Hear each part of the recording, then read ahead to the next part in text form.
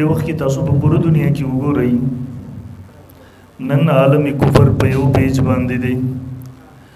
عالم کفر د وسایلو استعمال کوي، د طاقت استعمال کوي، د میډیا استعمال کوي. محترمو د هغوی د دغه هر څه مقصد زما استاد د نوجوان نسل د ذهن نه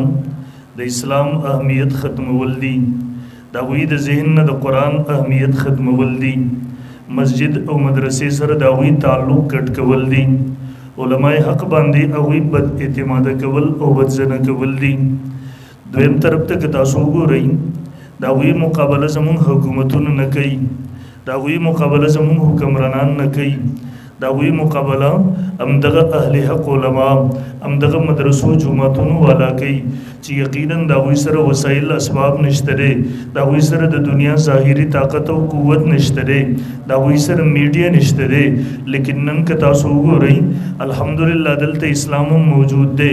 دلته قرآن هم موجود دی، دلته په اسلام او قرآن باندې خپل ځانونه قربانونکي خپل سرونه شیندونکي ځوانان هم موجود دي چې دا د دې خبرې دلیل دی چې د تهذیبونو دغه جنگ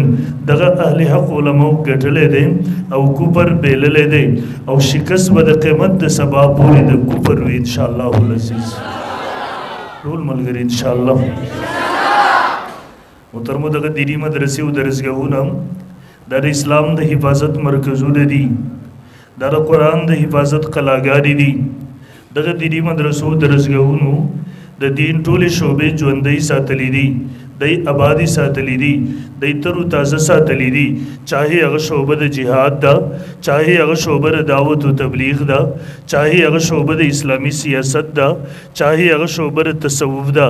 دیری مدرسہ او درزیار دغه ټولو د پاره بنیاد دی، دا دغه ټولو د پاره د مور حیثیت لري، دا دغه ټولو د پاره د مور کردار ادا کوي. ادي وجه زمونږ او تاسو ذمہ داری ده چې نن هر ملګری د عزم او قصد وکړو چې حالات هر څنګه وي، مشکلات هر څومره وي، خو موږ به خپل دغه درسګاهونه او مدرسې آبادې ساتو انشاءالله.